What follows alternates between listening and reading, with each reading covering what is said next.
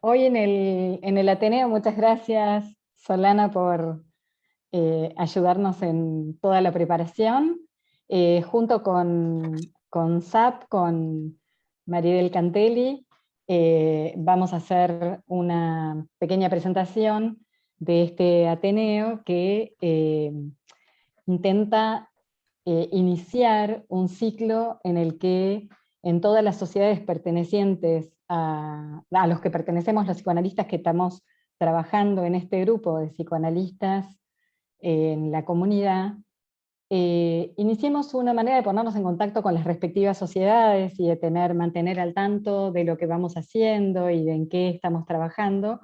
Y por eso a este Ateneo decidimos llamarlo Psicoanalistas Implicados en la Comunidad, porque de eso se trata, ¿no? De una tarea de hace muchos años que venimos desplegando en muchísimas instituciones y que nos parece muy importante que sea mejor conocida. Bueno, Maribel, te dejo. Buenos días a todos. En primer lugar, agradecer también a Solana y a Carlos, que desde Abdeva nos han permitido preparar esta sesión para poder ser compartida por Abdeva y por SAP. Y lo que quería agregar a lo que dice Diana es que para nosotros es muy grato saber que ya hemos cumplido 3 años, justamente pre-pandemia, que pudimos hacerlo en nuestras casas, es decir, pudimos recibir a todos los que forman el grupo Psicoanalistas en la Comunidad, el grupo de estudios. En primer lugar hicimos la reunión en Abdeva, al segundo día la hicimos en SAP, y fue realmente un encuentro muy importante para fundar esto que después de 3 años cuenta con múltiples actividades. Luego Isabel, que es una de las coordinadoras de nuestro grupo de estudio, junto con Nica y Cristina, nos van a poder contar de qué manera todos los que no han visto los trabajos que están publicados y que se han ido haciendo durante estos 3 años se puede tener acceso. Bueno, nada más que eso para que todos tengamos oportunidad de participar.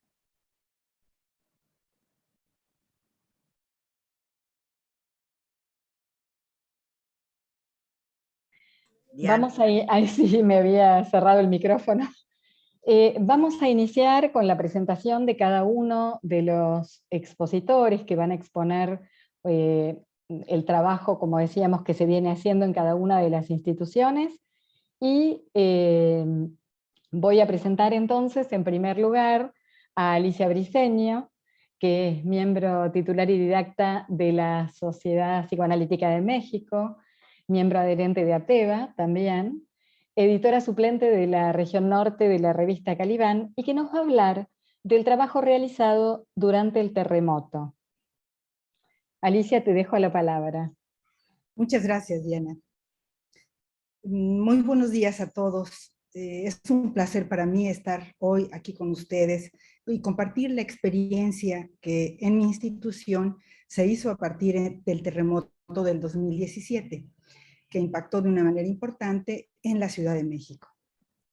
Quiero agradecer a nombre de Dina Cárdenas y Cristina Curiel la oportunidad de compartir las experiencias de trabajo en la comunidad que en el caso de nuestra sociedad se han desarrollado básicamente en respuesta a esta emergencia. Hay que aproximarnos a la idea de lo que sucede en un terremoto.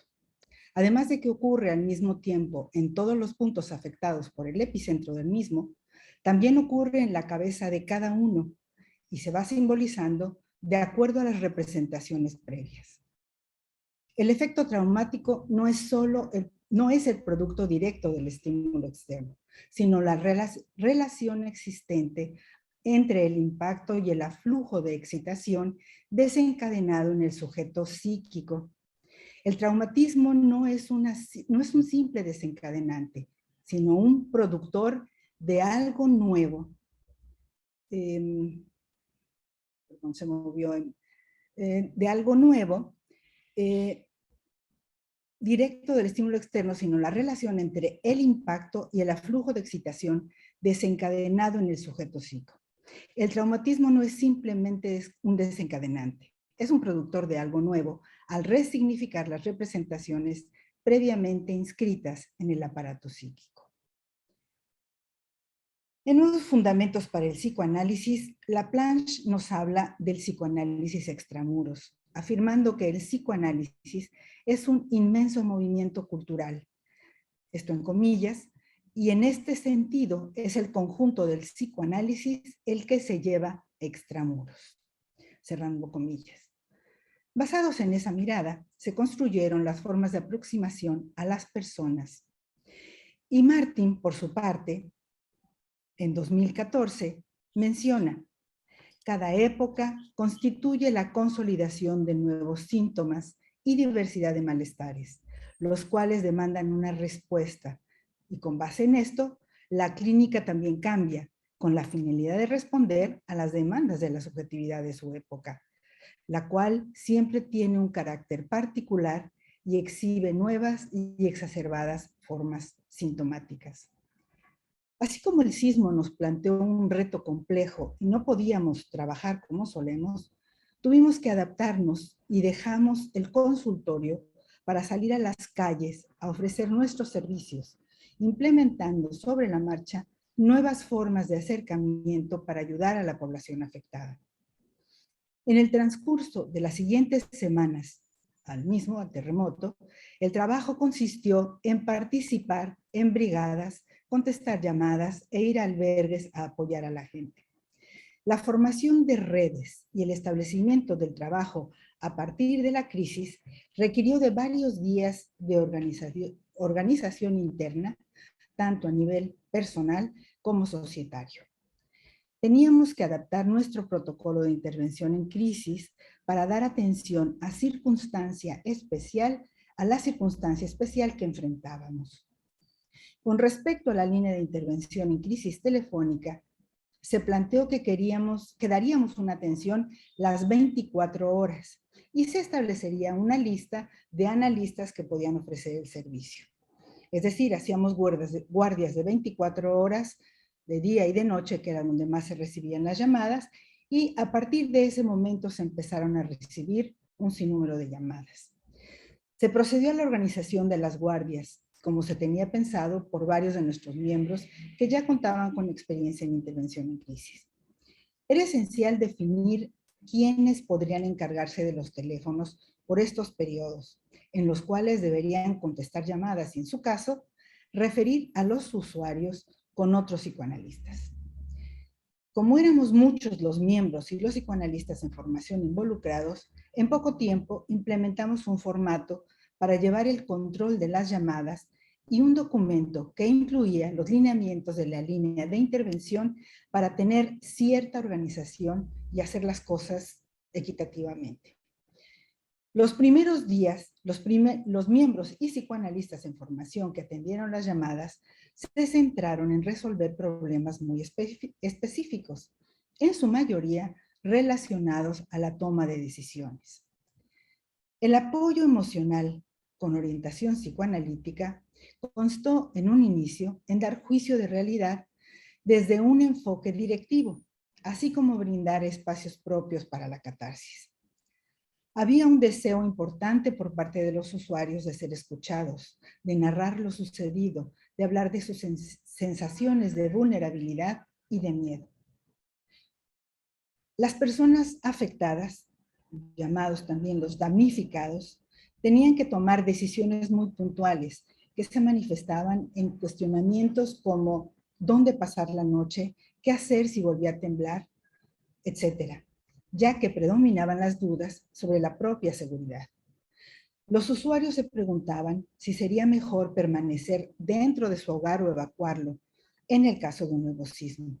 A su vez, recibíamos muchas llamadas con demandas ligadas a contención emocional.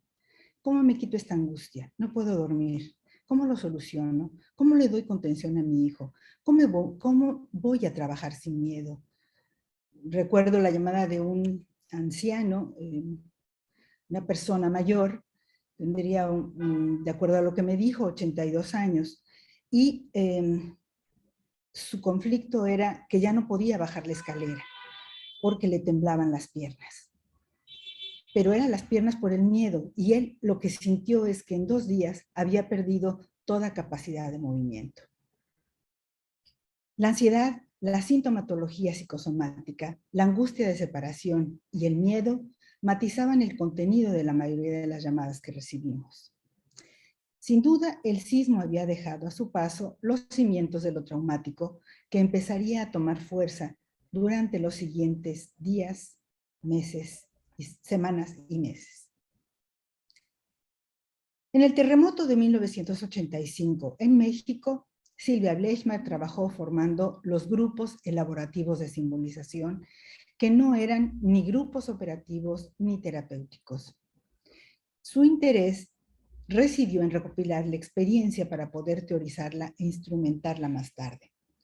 La idea de simbolizaciones de transición va asociada a lo que Bleichmar denomina neogénesis, que es la creación de algo que no existía.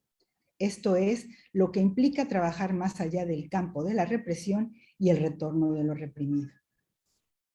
Las simbolizaciones de transición tienen como característica fundamental la de servir como puente simbólico en aquellas zonas del psiquismo en las cuales el vacío de ligazones psíquicas deja al sujeto librado a la angustia intensa o a la compulsión.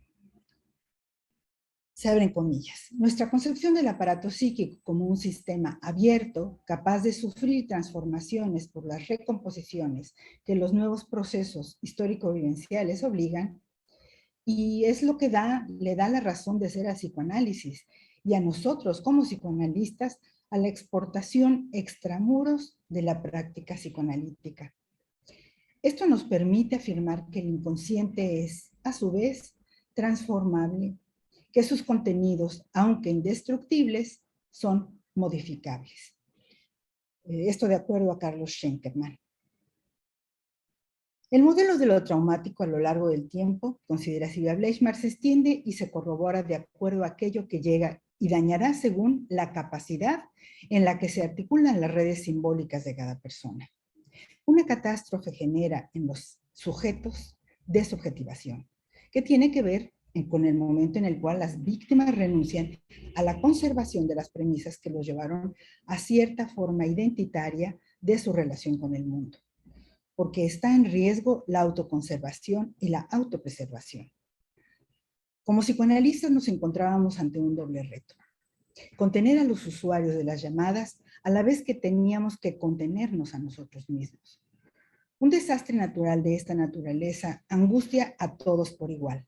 Todos teníamos miedo y nos encontrábamos ante nuestro propio proceso de acomodar internamente lo ocurrido lo mejor que se pudiera. Sin duda, el sismo, además de representar una emergencia, había movido a la población angustias primitivas, principalmente de carácter paranoide. Paralelamente a la creación de la línea de intervención, fue de suma importancia la formación de comités que apoyaron tanto el servicio de apoyo psicológico por teléfono como las solicitudes que se recibieron de diversas instancias como la Cruz Roja Mexicana, la Secretaría de Salud, etc. Estos comités surgieron con el paso de los días al detectarse las necesidades y al evidenciarse que no podríamos dar servicio de forma adecuada si no contábamos con subgrupos que realizaran tareas específicas. La sensación generalizada de esos primeros días era de hipomanía y de desorganización interna. Todos estábamos ansiosos. Las fantasías constantes giraban en torno a posibles réplicas del sismo, a daños en vialidades o edificios que no hubieran sido revisados, aunado a la sensación de urgencia por apoyar de alguna manera al rescate de quienes estaban todavía entre los escombros. Este clima de ansiedad propiciaba que fluyera mucha información a través de las redes sociales. La gente, con buena voluntad, compartía fotos y videos en los que se solicitaba apoyos de diferentes tipos. Sin embargo, en muchos casos, la ayuda ya no era necesaria, o incluso sucedía que se reenviaban fotos de desastres naturales ocurridos en algún otro lugar del mundo.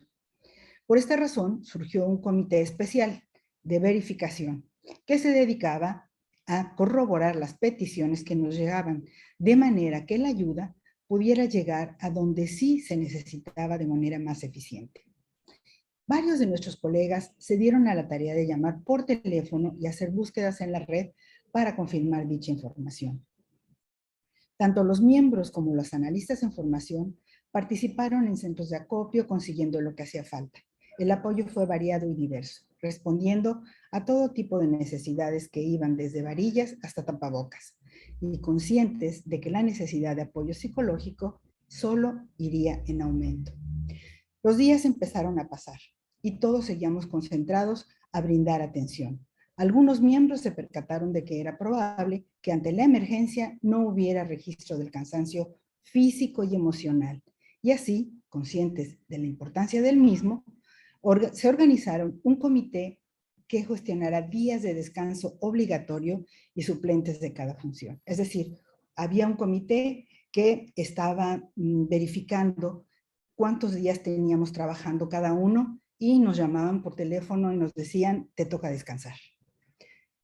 Aunado al anterior y con el conocimiento de que trabajo en situaciones de crisis, de que el trabajo en situaciones de crisis es abrumador, se hizo necesario plantear la existencia de grupos de descarga, elaboración y supervisión en diferentes horarios que pudieran dar atención a miembros y psicoanalistas en formación, ya sea que estuvieran trabajando en las brigadas o en las líneas telefónicas. La Ciudad de México es una zona sísmica y por tanto, los que vivimos y laboramos en esta zona del país tenemos que saber qué hacer en caso de un terremoto. Sin embargo, cualquier sociedad psicoanalítica en el mundo puede potencialmente vivenciar situaciones como esta de sismos, emergencias, o huracanes, inundaciones, erupciones volcánicas o cualquier otro desastre natural. Y es nuestro interés que esta presentación, que está basada en la experiencia de la Sociedad Psicoanalítica de México, sea de utilidad para otros grupos psicoanalíticos que aún no tienen un plan de acción ante las emergencias. Es importante resaltar que a nuestro entrenamiento como psicoanalistas, la técnica adquirida, los años de análisis y la supervisión nos preparan de sobra para intervenir a la población en eventos de emergencia. Algunos colegas se mostraban dudosos de nuestra capacidad de hacer intervención en crisis, pero con el paso de los días se dieron cuenta de que nuestra preparación supera las limitaciones de solo brindar una intervención. Termino diciendo, como diría José Perrés en su artículo Intervención en Crisis y Psicoanálisis, podemos trabajar psicoanalíticamente de formas muy diferentes, adecuadas a las circunstancias, en muy distintos ámbitos de funcionamientos, con diversos objetos de análisis, individuos, parejas, familias, grupos, instituciones y comunidades. Si sabemos posicionarnos como psicoanalistas, existiendo o pudiéndose generar una demanda de escucha y de análisis por parte del paciente, estaremos haciendo psicoanálisis más allá de las variaciones técnicas que la situación exija en términos de su propia especificidad. Muchas gracias. Gracias, Alicia. Muchísimas gracias, Alicia.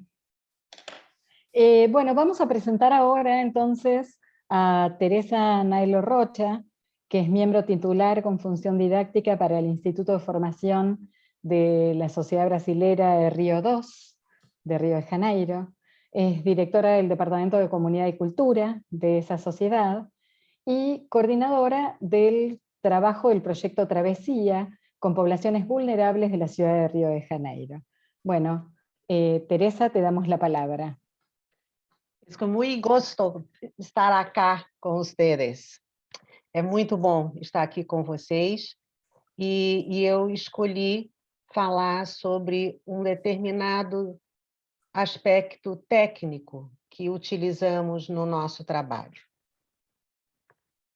Um caminho.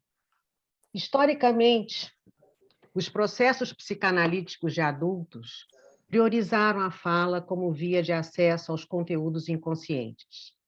As formas de adoecimento contemporâneos, organizadas em torno de patologias narcísicas, identitárias e psicossomáticas, impulsionaram a incorporação de recursos pré-verbais e não verbais aos processos analíticos. Em decorrência, o trabalho transferencial e contratransferencial definiram a posição do psicanalista em escuta polifônica para incluir o trabalho sobre o campo de simbolização primária, visando dar conta de situações traumáticas, simbolização primária talvez se acerca da conceito de Alicia de Ponte Simbólica. O vasto conhecimento acerca de estrutura e funcionamento do mundo interno nos coloca em posição confortável para não deixar de forma isolada o espaço intrapsíquico do seu entorno social e intersubjetivo.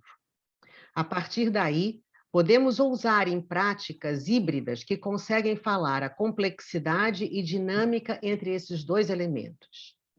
Essa dualidade povoa a criatividade de práticas em diferentes enquadres, com populações que tradicionalmente não se beneficiavam do tratamento psicanalítico. O trabalho psicanalítico, sem as amarras dos limites tradicionais, nos coloca diante de um ponto de pensar a prática como artesanal. No tengo sonido. Yo la vez pasada se lo bajé, pero ¿cómo hago para...? No se puedo... Normalmente acá hay una cosa que le pones el sonido. Ela se remete às duas vertentes. Uma que projeta sua ação consistente de revelar e transitar pelos problemas da realidade, e outra se estrutura na imaginação criativa do movimento psicanalítico entre as duas grandes guerras do século XX. Trabalhar dessa forma revela-se como símbolo de resistência ao agravamento das condições humanas do século XXI. É pensar a psicanálise em bases de escuta e observação às raízes culturais e aos movimentos sociais, desalienando a si própria e aos sujeitos implicados. Sobre os dispositivos. Os dispositivos aqui são definidos por experiências que puxam a palavra, através do acionamento de vias sensoriais. Eles possuem a condição de acessar registros psíquicos que não alçaram a simbolização. São intervenções que demonstram possuir potência transformadora em processos terapêuticos em que o fluxo associativo se encontra comprometido. Essas intervenções se constroem como meios que possam restaurar a capacidade de sonhar e brincar quando essas funções estão bloqueadas em decorrência do excesso pulsional. Neste sentido, a eleição reflete as exigências e especificidades do movimento visando intensificar a dinâmica do sistema psíquico, individual ou grupal. São intervenções terapêuticas que não passam pela representação de palavras, mas que podem produzi-las. Nota preliminar. Escolhemos trabalhar em grupos. Na direção de Freud, Pichon-Rivière e Bion, consideramos os grupos como espaços de regressão, mas também como possibilidades de pensar e de trabalho compartilhados. Consideramos que, sobre a redução da influência do superego, eles podem operar objetos e jogos favoráveis à construção de espaços de confiança, de pertencimento e de elaboração compartilhadas. Na concepção de sonhos compartilhados, o grupo cria uma linguagem singular e, ao mesmo tempo, universal, alinhando os dois campos de distanciamento e aproximação no qual podemos entender nossa necessidade de ser singular e a incapacidade de existir sem o outro. O grupo estabelece um espaço para a emergência psíquica e sua transformação. O grupo traz uma experiência emocional vivida na interdependência de histórias pessoais que mantém uma referência que aglutina os componentes que o compõem. Na experiência grupal, os conteúdos traumáticos falam como porta-vozes de desamparo individual que se articula construindo o compartilhamento consciente e inconsciente de todos os integrantes. Dessa forma, reverberam intersubjetivamente, fazendo circular como algo que todos tomam consciência. Breve notas sobre um processo, vividos no Travessia. Um grupo, com sujeitos moradores da periferia do Rio de Janeiro, expõe um quadro social de pilhagem cultural com esvaziamento de valores pessoais e coletivos. Expõe de forma bruta o sofrimento e desamparo pela ausência e descontinuidades dos suportes sociais e culturais necessários à construção da subjetividade. A opressão continuada que golpeia o ordenamento social de suas origens tem como princípio o descaso do Estado em prover reguladores dos sistemas educacionais, de saúde, de moradia, de serviços sanitários básicos, de locomoção, de condições de trabalho, etc. Nota 2. No primeiro encontro dos 8 programados, não sabíamos a composição do novo grupo. Durante a hora e meia, o campo de trabalho foi preenchido por relatos desestruturados, saúde precária, sem assistência adequada, loucura, morte, luto. Não se tratava de um mal-estar existencial ou social, e sim de uma hemorragia que perpassava toda a ordem de desamparo. A letargia se presentificou pela sonolência embriagada de um dos integrantes, ainda pelo choro passivo no relato da morte recente da filha e neto e o desejo de morrer para se juntar a eles. E mais ainda, por falas de solidariedade à integrante em estado depressivo, por meio de conselhos de resistência durante e após o grupo, realizado por trocas pelo WhatsApp do grupo. A mensagem latente de loucura, do insólito e do desespero da morte de entes queridos impacta a equipe de psicanalistas. Tínhamos que pensar na continência para a continuidade dos atendimentos, mas tínhamos que agir com urgência para conseguir uma consulta psiquiátrica de urgência. Nota 3. Utilizamos a rede de parceria construída entre nosso trabalho de assistência com a instituição cultural e com os serviços de saúde na região. Vale assinalar que a iniciativa de dias antes termos promovido a conversa com a coordenação regional para prestar informações sobre o sistema do Sistema Único de Saúde, o SUS brasileiro, teve um efeito importante na construção da confiança em nossa proposta de trabalho. Diante do impacto do primeiro encontro, desenhamos a continuidade dos atendimentos utilizando um conjunto de dispositivos para mediar a valência do grupo. Conjugamos movimentos de tensão de uma densa obra literária com movimentos de relaxamento, por via de dispositivos musicais e de humor. Questionamos sobre a adequação da escolha de um texto com prosa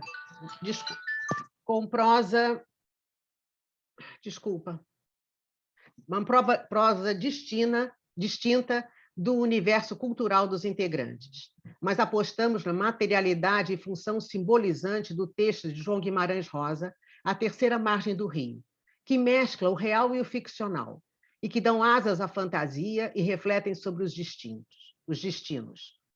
Utilizamos a gravação em vídeo do magnífico trabalho do ator Odilon Esteves, para servir de continente e intensificar a dinâmica associativa do sistema psíquico do grupo. No conto, nota 4. No conto, o protagonista narra a aventura do pai num rompante de isolamento total, construindo uma canoa para passar a viver no meio do rio para nunca mais retornar. É uma quebra da ordem que desorganiza toda a família, que não encontra motivo para tal comportamento.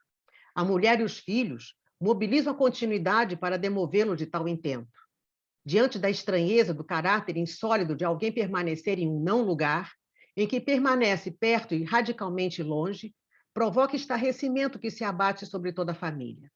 Aos poucos, todos os integrantes da família retomam suas vidas, menos o filho narrador, que se mantém à espera do retorno do pai. No conto, há algo que subverte o trabalho do luto, pois se dá sem que haja uma morte, um real que transparece de forma enigmática na relação entre vida e morte, como uma terceira margem. A canoa somos nós, que vamos ao rio sem aqueles que nos enquadram. No final, o protagonista busca se libertar quando se propõe tomar o lugar de morte do pai, mas a morte, sendo para cada um, o coloca diante de uma travessia pessoal. O filho acaba não trocando de lugar com o pai. Nota 5. Os encontros semanais exigiam da equipe uma posição de participação em diferentes faces de cuidado. Por vezes, saíamos com dor de cabeça pela gravidade da situação e a precariedade do vínculo online, que frequentemente comprometia as condições de privacidade dos integrantes. Em um dos encontros, um de nós não pôde participar.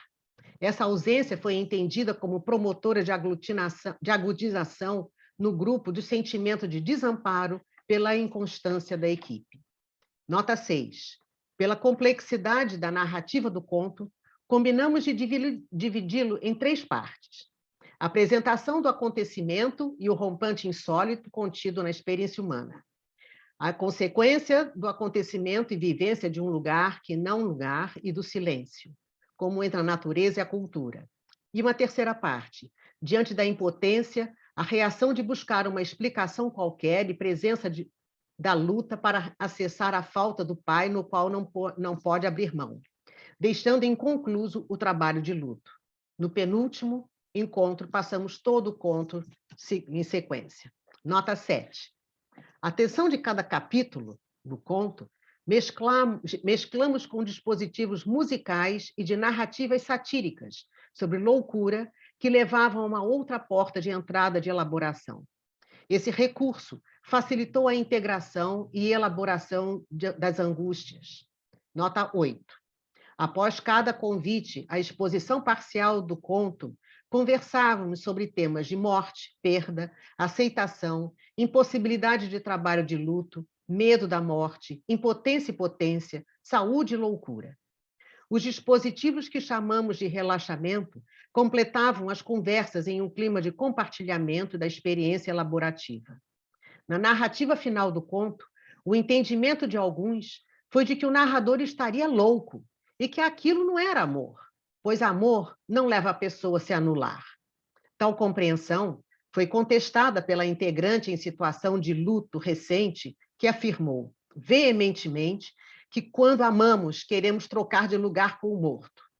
Esta se rebela quando a interpretação de que o protagonista seria louco, pois ela mesma também gostaria de trocar de lugar com seus entes queridos.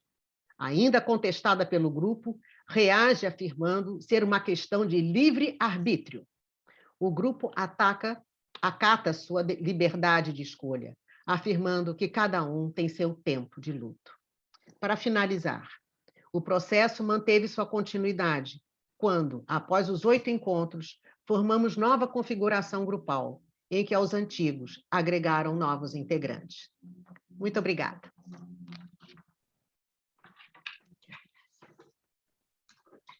Muchas gracias, Teresa. Gracias. Bueno, voy a presentar a Isabel, ¿verdad?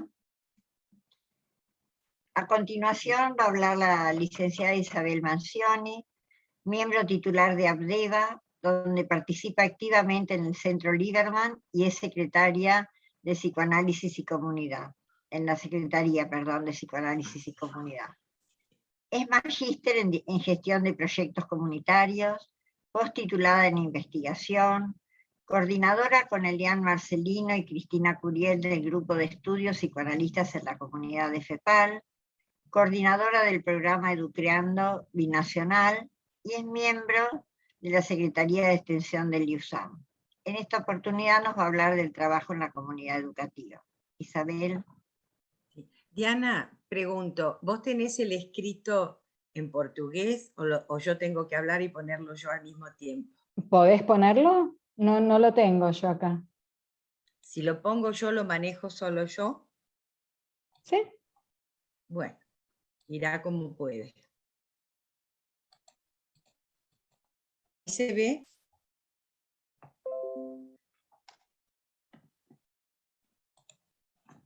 ¿Se ve? Sí, ahora sí. Sí, perfecto. Perfecto, yo dejo de admitir miembros ya, ¿eh? En los últimos años se ha acrecentado el interés por la relación entre psicoanálisis y sociedad, reconociendo que el sujeto psicoanalítico es siempre accesible en el área de la intersección, de lo familiar, lo social y lo cultural. ¿Por qué trabajamos en escuelas y con escuelas? Básicamente porque tenemos acceso a las escuelas desde los vínculos de nuestro equipo con las mismas y porque las escuelas son instituciones muy queridas con un gran efecto multiplicador. Trabajamos por un cambio de mentalidad en educación, por una escuela inclusiva que fortifique el yo y que practique una pedagogía de la expresión emocional. Y nos interesa mucho llegar a las políticas educativas, sobre todo de formación de docentes. Tomamos postura por una práctica en territorio donde las transferencias de transferencias cobran vidas en los relatos de consulta de los grupos que componen la institución escolar. Esta práctica incluye una comunicación especial, dirigida a escuchar lo que sienten los grupos, las instituciones y las personas que las componen, y a leer los problemas desde un horizonte esperanzador, con una lectura abuenada y una comunicación con reverie, trabajando por la reconstrucción de una autoridad saludable. ¿Y qué sienten en general los grupos que nos consultan? Que algo no está donde debiera estar. Sienten la ausencia en sus diferentes formas. Una muy sutil, por ejemplo, no ser pensados por el otro. Si una persona se siente pensada por otra, mejora la calidad de su existencia, porque se siente hijo para el padre, alumno para el profesor, ciudadano para el país. El pensamiento entonces construye intersubjetividad, tanto en el pensante como en el ser pensado. Y de esta manera, intangiblemente, un modelo como este permite la identificación con un modo de vida en clave de inclusión. Hemos construido a lo largo de estos años, junto a colegas italianos desde el año 2008, una didáctica intersubjetiva basada en la mirada y la escucha psicoanalítica. Trabajamos interdisciplinariamente en la interfaz entre arte y psicoanálisis. Nuestro trabajo en territorio es una práctica de comunicación orientada a crear recursos no conscientes, en el sentido de recursos simbólicos para pensar lo sabido no pensado, como decía Bion, o bien lo sentido que no se ha llegado a registrar, para que el desarrollo humano se despliegue y genuinamente. En ese caso, cada actor necesita sentir que se encuentra en un clima confiable y esperanzador, de estabilidad y de respeto. Como dijo Teresa en su exposición, una ausencia puede ser fatal para estos grupos con los cuales trabajamos. Esto deviene de una lectura responsiva. Se ha metido algo acá que no sé qué es.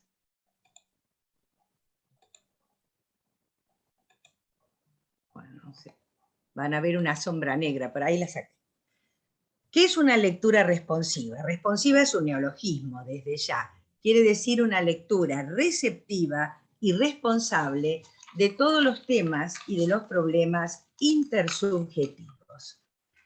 Nosotros procuramos un cambio de mentalidad. Esto implica abrir las puertas de la escuela a la emocionalidad que atraviesa nuestras vidas, que atraviesa los contenidos curriculares y que está en la cultura.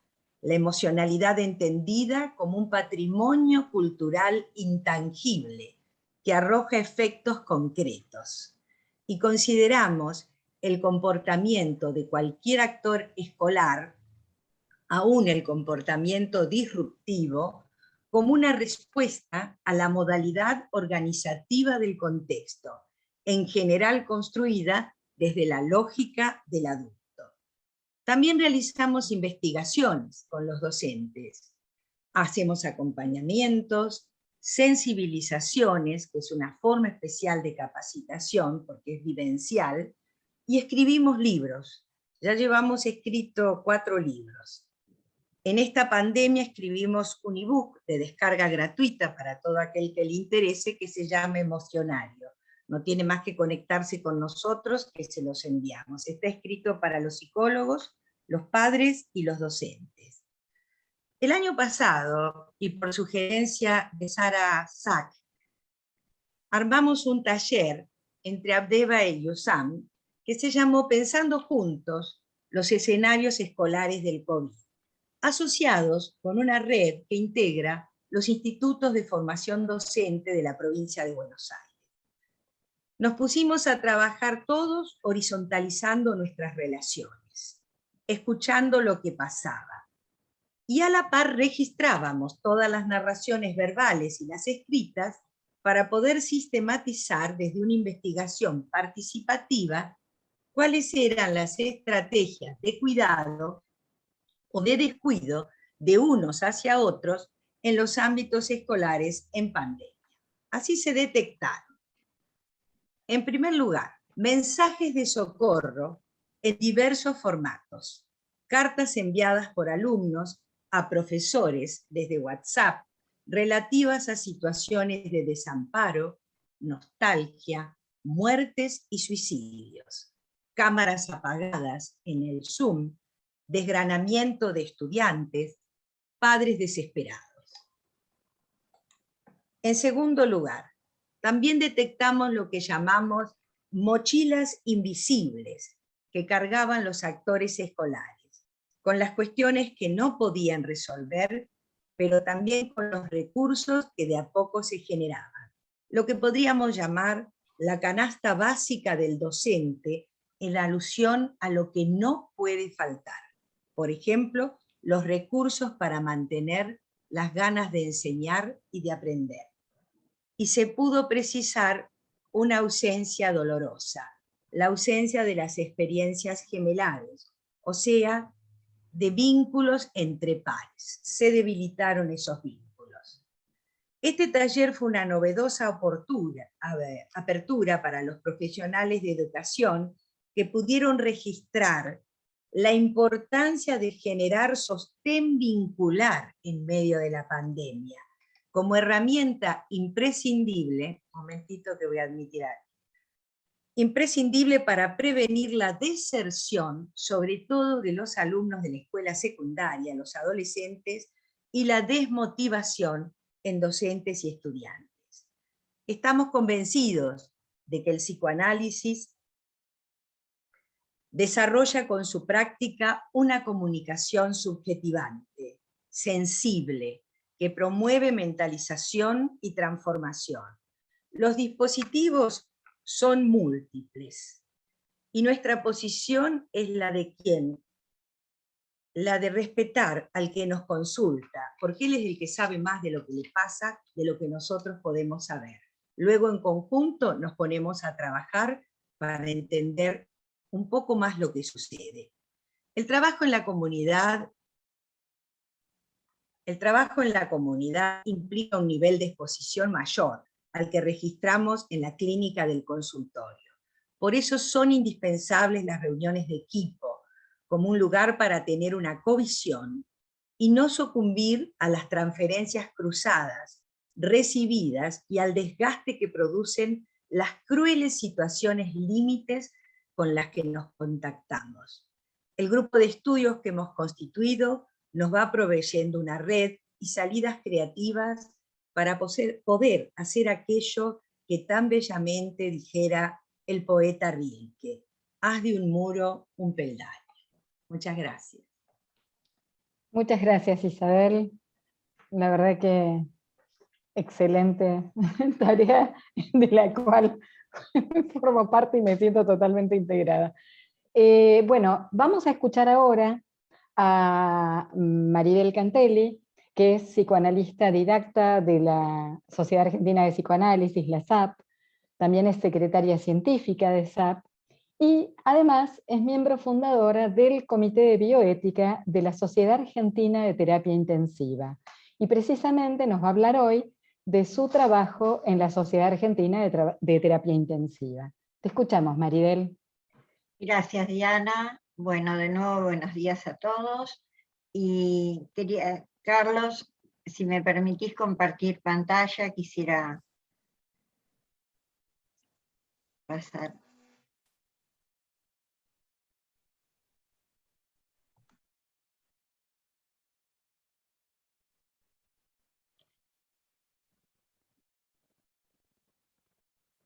¿Está? Sí, ahí está. Perfecto. Bueno, en especial yo quería hablar hoy del trabajo, la Sociedad Argentina de Terapia Intensiva Se fundó hace ya 60 años, pero su comité de bioética lo fundamos recién en el año 1992, y siempre los miembros de este comité, está constituido de manera interdisciplinaria, hemos estado trabajando en aspectos muy puntuales de la bioética: decisiones al final de la vida, eutanasia, limitación del esfuerzo terapéutico, y los psicólogos fundamentalmente nos dedicamos al tema comunicación para poder trabajar esto en el nivel de la comunicación con los familiares, con los pacientes y con los miembros del equipo de salud. Sin embargo, a pesar de que llevamos 30 años de funcionamiento y ya habíamos pasado por situaciones dramáticas en la Argentina, como el atentado de la Embajada de Israel, la AMIA, las secuelas que habían dejado en las víctimas de la dictadura militar, Cromañón, el accidente de Once, y todos los tuvieron a los intensivistas en las líneas primeras de acción. Recién en el 2020 la sociedad ofreció a sus miembros, que son alrededor de 3.000, un programa de asistencia emocional a través del Comité de Bioética de manera gratuita para todos los que quisieran consultar, porque creíamos que se corría un alto riesgo ante la situación de pandemia y cómo iba a afectar a estos profesionales. La asistencia psicológica que se les ofrecía, como les dije antes, que se les ofrece porque el programa continúa en vigencia, es una asistencia psicológica gratuita a la cual se accede por la página de la sociedad, donde de manera anónima o no se consulta enviando un mail a los integrantes de brindar el soporte emocional. Y trabajamos con los agentes estresores con los que nos encontramos en ese momento: la información errónea, los miedos, las frustraciones, etc. Pero las consultas que empezaron a producirse en el programa eran bien diferentes. Casi todos los consultantes manifestaban sentir angustia, malestar, incertidumbre, cansancio y falta de motivación para la tarea, que tenían dificultades para adaptarse a las nuevas formas de trabajo, y además cómo se había generado institucionalmente y se habían tomado los recaudos para afrontar la pandemia. Todos manifestaban sentir conflictos con alguno de los miembros del equipo de trabajo. Necesitaban prepararse para nuevas formas de interacción con pacientes y familiares, y además también cómo sostener a las familias y a los pacientes en la agonía cuando morían en soledad. La percepción de soledad era muy marcatoria en ese momento por el aislamiento, y también lo continúa, aunque de diferentes maneras, tal vez por el número de pacientes que hay hoy en día en terapia intensiva, como una situación límite para estar en contacto entre familiares. Lo otro que aducían los profesionales era sentirse muy menoscabados por tener miedo de contagiar a sus amigos y familia. Ahí pudimos hacer las primeras evaluaciones y vimos que este desgaste emocional afectaba la relación entre los compañeros de trabajo, disminuía el rendimiento y además podía llevarlos a cometer errores, y los exponía tanto esos errores a los pacientes y también en contacto con sus propios compañeros. También vimos que la mayoría no tenía un buen percibimiento de cuánto desgaste emocional le había producido esta situación, y solo 1/3 de los profesionales admitió que pensó en pedir ayuda. Yo quería traer este trabajo hoy, más que nada porque estamos en el ámbito de nuestra sociedad psicoanalítica, para como una alerta muy particular. Vimos ante uno de los requisitos qué visión en el futuro laboral se imaginaban estos profesionales, y la mayoría tuvo algún pensamiento ligado a dejar la profesión o la especialidad. Los primeros estudios presentados para nuestro país, que fueron el mes pasado en el Congreso Nacional de Terapia Intensiva, ya indica que el 6% de los intensivistas abandonó la especialidad, y el 9% abandonó la profesión. Casi la mitad de los profesionales de las UTIs en la Argentina que manifestaron tener desgaste emocional se infectaron con COVID. Y se observó que todos mencionaban que recibieron una escasa contención emocional para el equipo de trabajo en las instituciones donde trabajan. También observamos algo muy preocupante en las últimas estadísticas que hemos podido realizar. Los profesionales de la UTI afectados de burnout en esta segunda ola han aumentado muchísimo el consumo de sustancias tóxicas, principalmente muchos habían dejado de fumar y lo han vuelto a hacer, de alcohol y de analgésicos. Muchos de ellos han recurrido a otras sustancias mucho más peligrosas y también han empezado a abusar de la automedicación. Por lo tanto, considero que es urgente la evaluación preventiva del equipo de salud para diagnosticar este síndrome y tratar de sensibilizar políticas públicas que nos permitan diseñar programas que mejoren la calidad de atención emocional para los mismos. Es necesario desarrollar y profundizar los programas de cuidar a los que cuidan, porque la contención emocional es imprescindible, no solo para mejorar la calidad de vida de los profesionales, sino para salvarles la vida. Hay datos oficiales, al 30 de octubre, que en nuestro país han fallecido 671 miembros del equipo de salud por COVID. Y por último, quería hacerles un comentario de las últimas 2 semanas. La quinta ola en Alemania es una sensación de inquietud. Nosotros somos un país, a la vez lo mismo que muchos otros países de América Latina, que miramos a Europa como un lugar de referencia permanente, a los cuales nos sentimos adheridos muchas veces por nuestros orígenes culturales. En el caso de Alemania, cuando se inició la pandemia, tenían 9.000 camas de terapia intensiva. Hoy, ante la quinta ola, solo tienen 5.000. Pero no por falta de recursos tecnológicos o económicos, sino por falta de recursos humanos que impiden cubrir las necesidades de atención en cada cama. Y además, sabiendo que el recurso tecnológico se puede comprar, intercambiar, recibir donaciones, etc. El recurso humano no se puede improvisar. Bueno, quería compartir con ustedes estas reflexiones y continuemos con nuestra sesión. Gracias. Muchísimas gracias, Maribel. Excelente, como todo lo que hemos escuchado hasta ahora. Muchísimas gracias.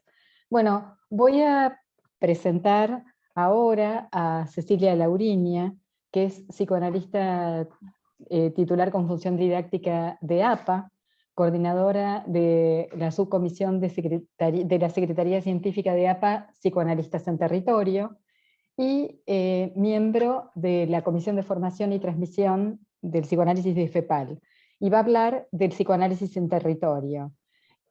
También va a hablar de APA, Liliana Amarilla, psicoanalista en formación, integrante de la subcomisión Psicoanalistas en Territorio, que va a hablar acerca del trabajo hecho en las cárceles, titulado Detrás de las rejas.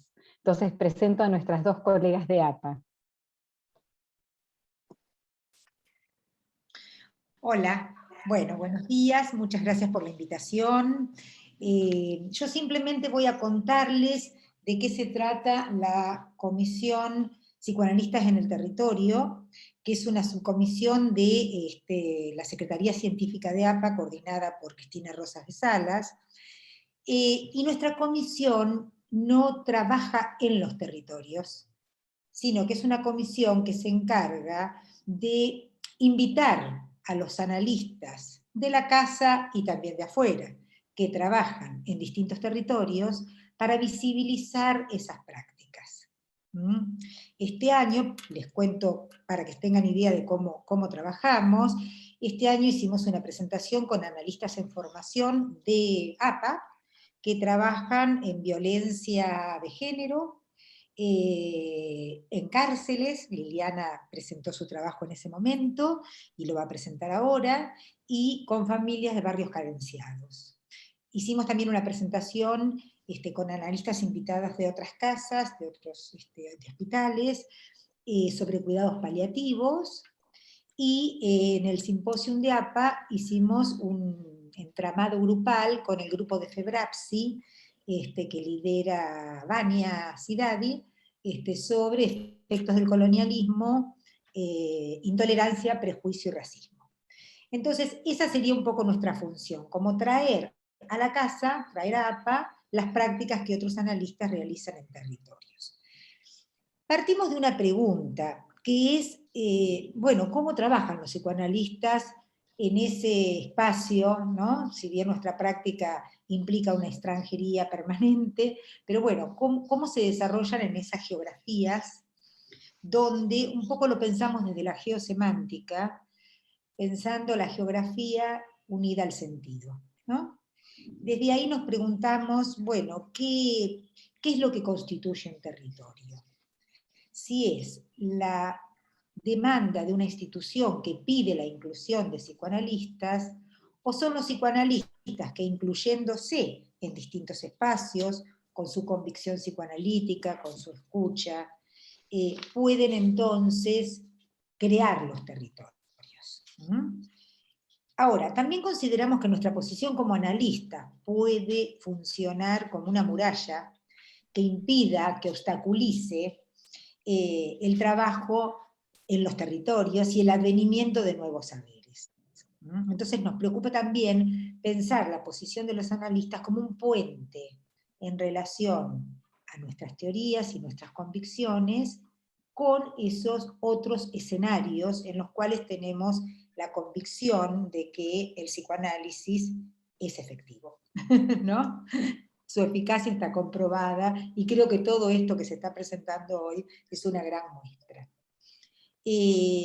Bueno, yo les voy a mencionar a los integrantes de la comisión, y le voy a dar lugar a Liliana Amarilla, porque ella es integrante de nuestra comisión, pero además trabaja en un territorio, entonces nos pareció pertinente que ella presente su trabajo.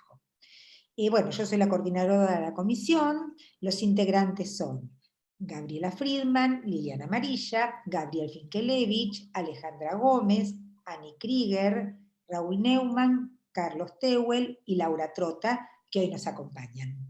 Bueno, me parece que dicho esto, le doy la palabra a Liliana. Bueno, muchas gracias. Arranco. Freud, en El malestar en la cultura, nos advierte que el ser humano no es un ser manso, amable, a lo sumo capaz de defenderse si lo atacan, sino que es lícito atribuir a su dotación pulsional una buena cuota de agresividad. En consecuencia, el prójimo no es solamente un posible auxiliar y objeto sexual, sino una tentación para satisfacer en él la agresión, explotar su fuerza de trabajo sin resarcirlo, usarlo sexualmente sin su consentimiento, desposeerlo de su patrimonio, humillarlo, infligirle dolores, martirizarlo y asesinarlo.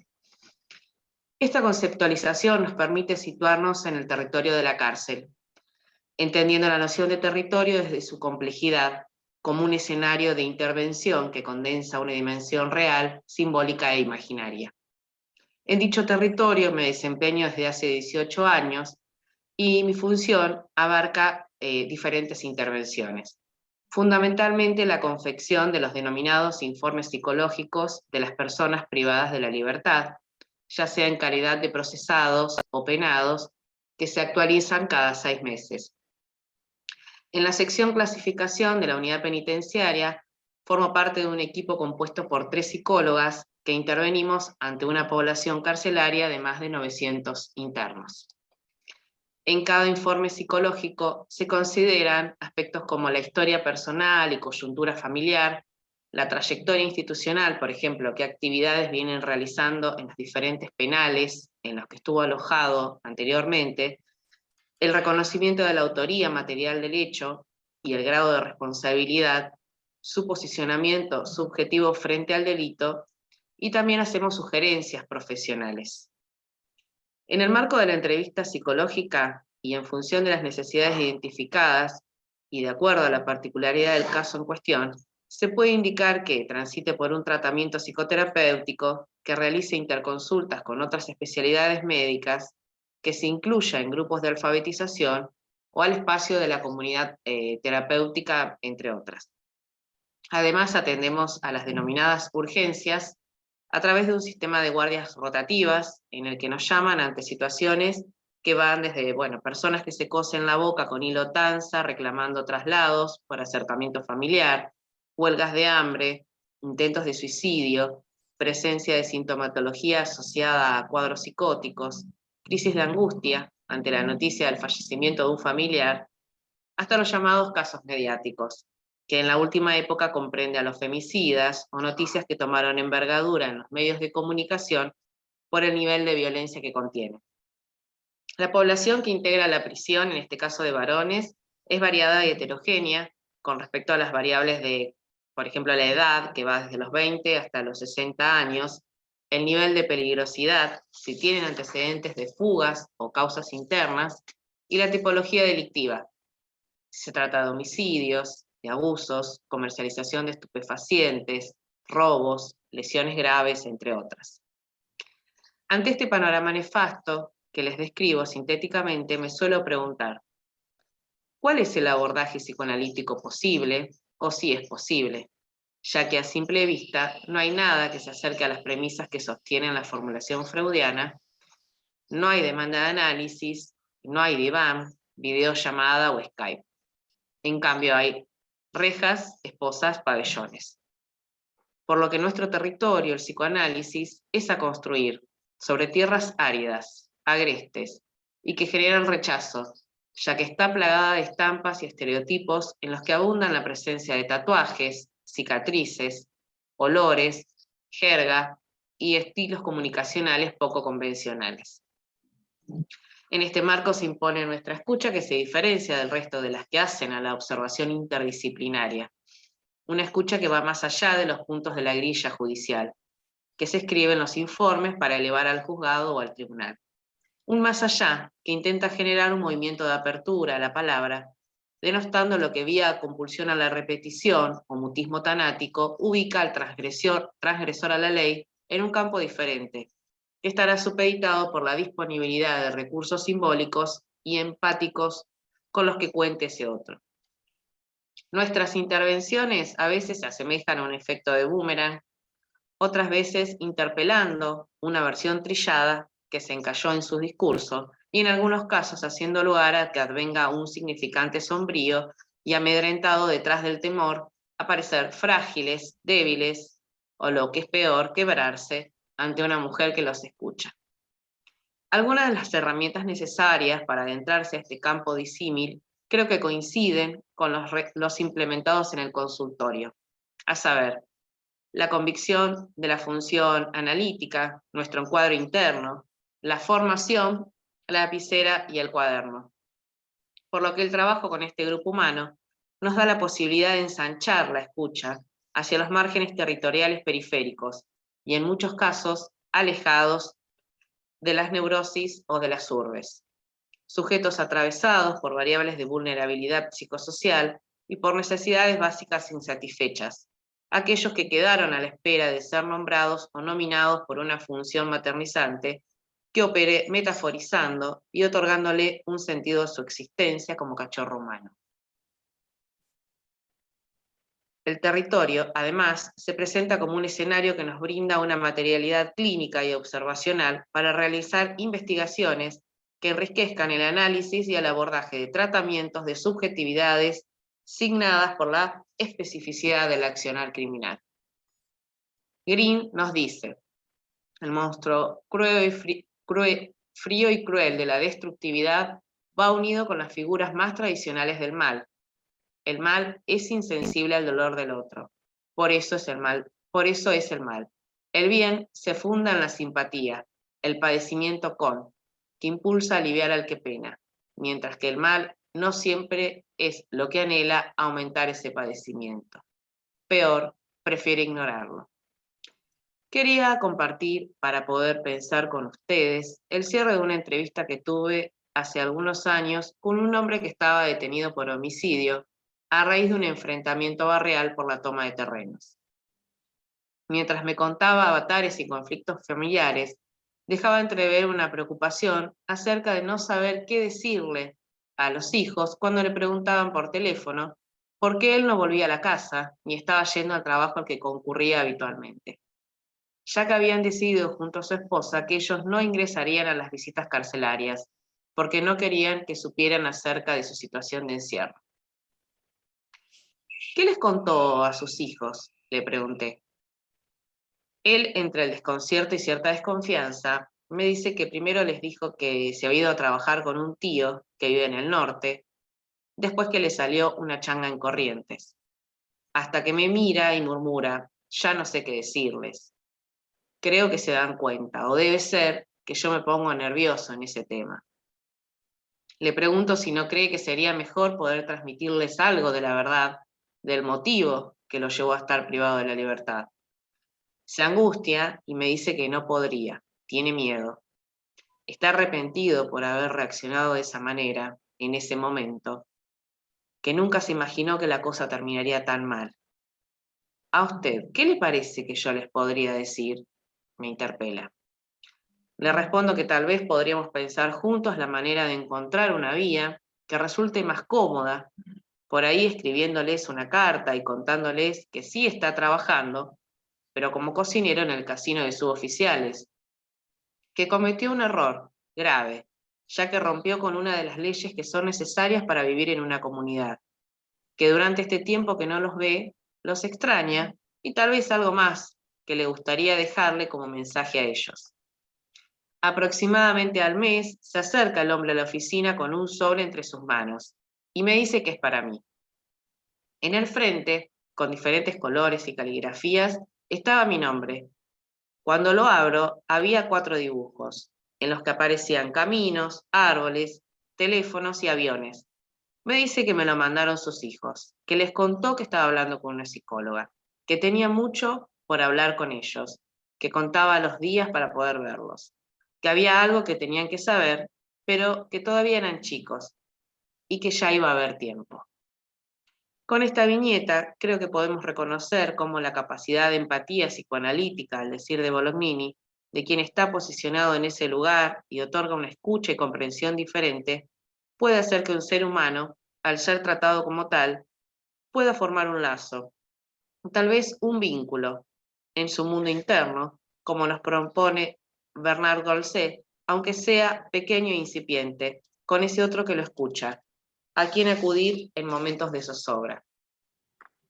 Por último, les quería compartir una viñeta más actual, en ese momento no había WhatsApp, una escena que sucedió el jueves pasado en la cárcel. Y bueno, como los responsables del área penal no me cedían el espacio de oficina para poder realizar las entrevistas, que es algo bastante habitual, y luego de esperar más de 30 minutos, me dispuse a tomar la entrevista en un banco que pusieron delante de la oficina del jefe de penal. Armaron un banco muy lindo, como si fuese una plaza, pero solamente delante de la oficina del jefe de penal, que es donde esperan para ellos tener las audiencias, digamos. Perdón, Liliana, te interrumpo por 2 cosas. Una, porque estamos en el tiempo, pero la otra, porque me gustaría que tengas en cuenta no mencionar nada que pudiera tener que ver con la clínica, así podemos después colgar el Ateneo de YouTube. No, es que justamente esa apertura que ellos tuvieron, hasta ese momento no la había descubierto yo. No, la idea era contar que, como estuve esperando, me senté ahí en el banco y tuvimos la entrevista, empezamos a dialogar, y que una observación fue, que es la que dejo para pensar con ustedes, que a medida que se iban acercando, las personas dejaban de hablar o bajaban bastante la voz, como para no interferir en ese momento en el que los dos estábamos con los barbijos, hablando sobre todas las cuestiones que hacen a las clásicas, los puntos, ¿sí?, de la grilla de la confección del informe. Esa fue como la idea, pensar que, bueno, nuestro territorio se construye como cada vez y para cada sujeto en función de la necesidad de generar un tope a esos destinos pulsionales en este tipo de contextos de encierro. Eso sería todo. Bueno, Muchísimas gracias.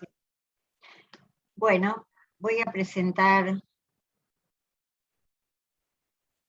Bueno, es un gusto presentar a la doctora María Cristina Fulco, médica psiquiatra, miembro titular de APU, expresidente de FEPAL, expresidente de APU, es directora del Instituto de APU, exdirectora científica de APU, ex coordinadora de la Comisión de Formación de FEPAL, ex integrante del Comité de Educación de IPA, coordinadora docente de los Ateneos Clínicos Psicoanalíticos de la Clínica Psiquiátrica de la Universidad de la República.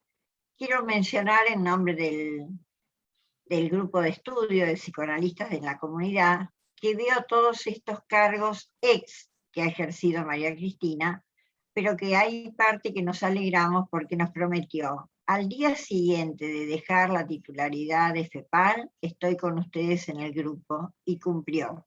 Así que le estamos siempre muy agradecidos porque haya tenido con nosotros esa promesa y ese cumplimiento. Cristina. Gracias, Maridel. Yo quería también felicitar a la coordinación del grupo de estudios, Isabel, Diana, vos, Nica de Río, esta levantada de telón para poder ampliar la visión de lo que es el compromiso, que no se ve ni en Europa ni en Estados Unidos de esta forma, el compromiso de los analistas latinoamericanos con la sociedad, la comunidad y la cultura. Voy a acotar, yo hice un punteo, voy a tomar 3 puntos que marcan distintas etapas, que está acotado al trabajo intrahospitalario. En la APU también se trabaja en las cárceles, se trabaja en otros lugares, pero yo me voy a referir a los hospitales. He tomado, Isabel, exactamente los 10 minutos que me obligaste a tomar. A modo de introducción, quería contar y comentar que los miembros fundadores de APU trabajaron desde los comienzos en las áreas de salud mental de los hospitales públicos de la ciudad y en el hospital universitario. Varios de ellos ocuparon además la titularidad de la Cátedra de Psiquiatría de la Universidad de la República, abriendo así el camino a la participación de los analistas de APU en las posteriores generaciones en tareas hospitalarias. En mi caso, yo descubrí el psicoanálisis siendo estudiante de medicina y realicé mi primer tratamiento en una terapia grupal que duró 5 años y que se realizaba en el hospital universitario. Era una terapia gratuita, acá me junto con algo que decía Maridel, terapia gratuita con aquellos analistas de APU de las primeras generaciones. Estos tratamientos eran ofrecidos a estudiantes de la universidad de las más diversas disciplinas: derecho, medicina, sociología, antropología. La terapia en la que yo participé duró 5 años con una frecuencia semanal y tuvo que terminar con el comienzo de la dictadura por razones de seguridad. Esto como antecedentes, de contextuar a la APU y mi lugar. Pego el salto y paso a mi formación en APU. Al terminar mi formación, y a modo de recoger la antorcha heredada y legada por nuestros fundadores, volví al trabajo en el hospital junto con otros colegas. Desde hace 15 años realizamos los llamados Ateneos Clínicos Psicoanalíticos en el área de salud mental de la Cátedra de Psiquiatría de la Universidad de la República, en un hospital público. Subrayo lo público porque, para discriminarlo de la universidad privada. Atendemos pacientes que provienen de las zonas marginales y empobrecidas de la comunidad, así como a sus familias, lo que nos permite acercarnos y conocer sus contextos sociales y comunitarios. También, creo que esto lo compartimos todos, sus códigos y sus valores que nos ubican a menudo en un lugar de extranjería que nos exige grandes esfuerzos para poder comprender, intercambiar y acercarnos a sus conflictos. Son pacientes que han quedado históricamente excluidos de nuestros consultorios privados. Trabajamos con equipos multidisciplinarios, estudiantes de medicina y psicología, médicos, asistentes sociales, enfermeros, docentes de las diferentes cátedras. esta modalidad de trabajo e inserción de los analistas en la comunidad se despliega también en otros hospitales públicos. Tomo el tercer punto que me parece clave en estos tiempos de FEPAL y de IPA, en los que ya se viene en la última directiva de FEPAL, entendíamos la importancia en la transmisión y formación y adquisición de la identidad analítica del trabajo de los analistas en formación en la comunidad. Entonces cuento que desde hace 3 años, y luego de 2 años de fuertes y difíciles debates en el Instituto de APU, logramos una reforma sustancial en relación a un cambio en la currícula de los planes de estudio, que consistió en la realización en el Extramuros de un seminario curricular para los analistas en formación. Consiste en la participación en los ateneos clínicos psicoanalíticos del hospital público, el trabajo de estos analistas en formación, y que están organizados para cumplir los mismos requisitos que los seminarios que se realizan en APU: participación, asistencia, trabajos escritos. Estos seminarios son coordinados por docentes del Instituto de APU, pero también participan los docentes de las distintas cátedras. La riqueza que aporta desde la clínica la participación de estos ateneos es voy a poner una palabra fea, la patología, la riqueza clínica psicopatológica que uno ve en los hospitales. Nosotros hemos visto pacientes de la clínica de Charcot, vemos el amplísimo espectro de los trastornos depresivos, de las adicciones, de los pacientes llamados border. Creo que es algo indudable y no discutible, que es lo que venimos trabajando adentro del Instituto de APU, en cuanto a la adquisición, vuelvo a decir, de la identidad psicoanalítica. Solo ahora, esto como más o menos plantear el encuadre en el que trabajamos. En la experiencia inaugural, el primer grupo de analistas en formación que participó en el hospital, nosotros les pedimos, si querían, opcionalmente, que hicieran una evaluación de esa primera experiencia histórica en la historia de APU, ¿no? Voy a leerlo porque nos sorprendió la riqueza con la que se expresaron. Se preguntan, ¿qué nos dejó el pasaje por la experiencia de este seminario? Dice, la validación del Ateneo del hospital, se llama Hospital Maciel el público, la validación del Ateneo del hospital como seminario sin duda constituye un espacio inaugural que nos parece extremadamente valioso, representativo de un quehacer más allá de las fronteras de las instituciones propiamente psicoanalíticas, evocándonos aquellos orígenes del psicoanálisis y su surgimiento unido a la clínica. Esto evocaba directamente a las policlínicas gratuitas de Freud y su grupo fundador. Este Ateneo, dicen, obliga tanto a candidatos como a docentes a repensar su posicionamiento, en tanto deja de ser un seminario tradicional intramuros al inaugurarse como espacio académico formal, tanto en la formación de analistas como de psiquiatras, desmarcados ambos, también los analistas, de su propio ámbito por la presencia de los otros. La participación conjunta de seminaristas, seminarios de APU, ¿no?, egresados, docentes, así como de estudiantes de medicina, residentes de psiquiatría, etc., hacen de esta instancia un espacio especialmente fermental, permitiendo un intercambio que agudiza la escucha. La presencia de esos otros, entre comillas, otros, obliga a revisitar conceptos psicoanalíticos que parecían acabados y cerrados, y a una necesaria traducción de los mismos en el esfuerzo de hacer de ese encuentro un verdadero diálogo, interpelando nuestra escucha de otros saberes disciplinares y de nuestros propios saberes. Diálogo que genera encuentros y desencuentros, matrimonio difícil y de todos modos necesario en diferentes momentos de nuestra práctica clínica. El tránsito por la experiencia hospitalaria nos parece ineludible para los analistas en formación.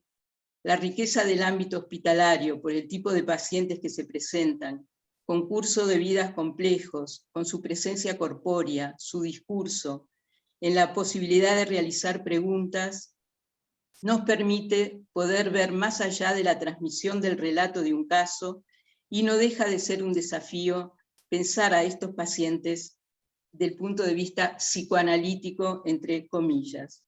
Poder ver estos bordes de la neurosis y más allá parece central a la hora de construir nuestra práctica y nuestra identidad. Lo desconocido genera angustia, dificultad que actúa como motor de búsqueda, obligando a encontrar puentes entre disciplinas, no para sujetarte o encasillar al paciente, sino para enriquecernos a través de las diversas miradas. ¿Qué relación se puede crear desde este seminario con el objeto de estudio, nuestro objeto de estudio, que es el inconsciente? Sin dudas, debería ser la menos teñida de ansiedad persecutoria y de actitud superyoica o cargada de idealizaciones, como a veces sucede en nuestros institutos. Una de las virtudes de esta salida al mundo es que en este extramuros confluyen un espacio de aprendizaje con un espacio de difusión del psicoanálisis, obligándonos y obligando a dejar abierto el diagnóstico a dinámicos más de contextos transferenciales. Y termino tomando fragmentos de otra evaluación de otro grupo, del segundo grupo en el segundo año. Dice, son muchas las historias de los hospitales que nos hablan de exclusión, de los pacientes de hospital que nos hablan de exclusión, desprotección, desamparo, precariedad, maltrato y abusos.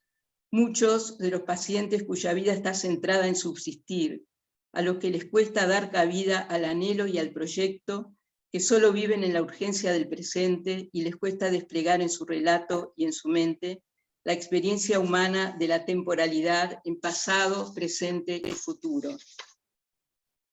Es que existe el riesgo de reproducir como sociedad y como profesionales dinámicas de indiferencia ante el dolor ajeno, falta de escucha y respuestas empáticas, tal como son citadas por los pacientes de algunos centros hospitalarios que no se sienten habilitados por el profesional que lo recibe en su condición de narrador de su propia historia. Es que no hay narrador sin testigo o sin escucha empática. Tampoco hay narración que no sea para alguien. La heterogeneidad que se produce en los ateneos de este hospital nos protege contra la omnipotencia y la negación. Es un antídoto. El otro sabe cosas que yo no sé, y esto es un aspecto imprescindible para comprender un mundo que es demasiado complejo para un solo narrador. Y solo hay dos caminos para resolver, entre comillas. El conflicto, resolver la heterogeneidad, ¿no? El conflicto y la complementariedad. También algunos hablan de suplementariedad. Y termino. Es este un camino de construcción a largo plazo, y aunque a veces desespera por no tener la prueba inmediata de sus logros, vale sostener la incertidumbre, vale alimentar la expectativa confiada, en pos de ampliar el sentido de nuestra tarea como psicoanalistas y seguir trabajando en la búsqueda de respuestas más adecuadas para una sociedad que sufre los embates de estos tiempos. Y acá sí termino tomando las dos vertientes de esto que acabo de exponer, que me parece lo fundamental. Por un lado, las diferentes miradas que enriquecen de una manera sustancial la clínica, para los analistas de información y para nosotros también, por supuesto. Descubrir el sentido de los síntomas es algo que asombra en estos ambientes hospitalarios y que lleva a muchos jóvenes, y por supuesto a los pacientes que consultan, al inicio de terapias, como hacían nuestros viejos maestros, y supervisiones gratuitas. Y el otro punto, que la salida al extramuros y al extraconsultorio permiten un contacto directo con las realidades sociales, culturales y políticas de contextos de los cuales muchas veces los analistas estamos demasiado alejados. Bueno, acá creo que cumplí el tiempo, Isabel. Quería compartir esto, ¿verdad? Esto da para nuevos encuentros y sería bueno continuarlos. Muchas gracias. Seguro, muchas gracias, Cristina. Sí, es la idea, digamos, por eso cuando iniciamos decíamos con Maribel que esto es un poco el inicio de un intento de que se visualicen nuestras sociedades, un poco más todo el trabajo que se hace extramuros precisamente, ¿no? Todo el trabajo de los psicoanalistas implicados en y con la comunidad, y de los cuales esto es solo una muestra. Hacemos muchísimas otras cosas, muchos psicoanalistas de las sociedades, y que pertenecemos en gran parte a este grupo de estudios de psicoanalistas en la comunidad de FEPAL, Sí. cuyas autoridades fueron elegidas, ¿no es cierto?, por el grupo, que está coordinado por Isabel Mancione y Elian Marcelino, y cuya secretaria es Cristina Curiel, cosa que no habíamos nombrado antes y por eso lo quería nombrar. Pero bueno, ahora voy a presentar a nuestro asesor permanente. Sí, ¿no? ¿me permitís Sí. solo una frase, Diana? Que Por esto favor. apunta a todo lo que acabas de decir, lo que han mostrado los que han participado, que el futuro del psicoanálisis está en los jóvenes analistas, en la idea que tengamos de la formación y de la identidad analítica. Entonces, la inclusión y la formación que da el trabajo en la comunidad me parece que es algo esencial a seguir peleando, entre comillas, peleando, debatiendo en nuestras sociedades o institutos, porque no sé hasta dónde nuestro grupo es representativo de lo que pasa en el mundo psicoanalítico y en nuestra región. Nada más. Claro, muy bien, María Cristina, porque sí, seguro es representativo de lo que pasa en nuestra América Latina. Ojalá que fuera más representativo de lo que pasa en el resto del mundo, porque es verdad, nosotros pensamos que el futuro del psicoanálisis está en este acercamiento, que vivifica el psicoanálisis, que lo revitaliza, ¿no es cierto? Bueno, decía que voy a presentar a uno de nuestros asesores permanentes, porque también el doctor Marcelo Viñares, otro de nuestros asesores. Marcelo. Claro, pero hoy vamos a presentar a Fernando Orduz, que es miembro de SOCOP, ¿sí? La Sociedad Colombiana de Psicoanálisis, y de la que ha sido presidente, al igual que ha sido presidente de FEPAL, ¿no es cierto? Bueno, Fernando, te damos la palabra para poder escuchar los comentarios que tengas acerca de esto que hacemos extramuros, los psicoanalistas. Bueno, Diana, muchas gracias al grupo por la invitación a este seminario, a este panel, a este Ateneo. Voy a dar una visión general de lo que escuché, no me voy a demorar mayor cosa. Primero que todo, me gusta la palabra de implicación. Sí, me parece que eso es una palabra que crea una nueva forma de relación con el trabajo en comunidad, dejando atrás, me parece a mí, ese concepto de psicoanálisis aplicado, que pareciera como si el trabajo en comunidad fuera una especie de segundo orden frente a otra cosa que está en primer orden, ¿sí? Yo creo que las palabras... Perdón, Fernando, te están diciendo las brasileras que hables más lento. Ok. Bueno, nada, reitero que quiero como felicitar, digámoslo así, o agradecer por esta palabra de implicación, ¿sí? Y por las resonancias o las implicaciones, ¿sí?, que traer un nuevo concepto como este genera en las relaciones con la comunidad. Quisiera resaltar de todas las ponencias 3 o 4 aspectos. Lo primero, voy a hablar de concepto de campo. Yo veo en las 3 ponencias como 3 ejes básicos. Es el campo poblacional, el campo de la técnica y el campo temático o de la teorización. Voy a remitirme a esos 3 aspectos. Los campos poblacionales. Yo veo que en las intervenciones se ha planteado como 3 grupos o 3 ejes de atención. Lo que yo llamaría los naturales, que son los referidos a los terremotos, a la pandemia, a los tsunamis, ¿sí?, de los que hablaron Maribel y Alicia, por ejemplo. Otro grupo que se refiere a los poblacionales o institucionales, que fueron los presentados a propósito de la educación, de los hospitales, de las cárceles. Me parece que ahí hay otro eje de atención. Y otro que de pronto hoy no se habló, pero que lo hemos hablado en otros momentos, y son los que hablan de una situación estructural, que son los que tienen que ver sobre todo con las violencias de género, las violencias raciales, las violencias político-sociales. ¿Sí? Me parece que hay 3 ejes poblacionales, ¿sí?, que nos están planteando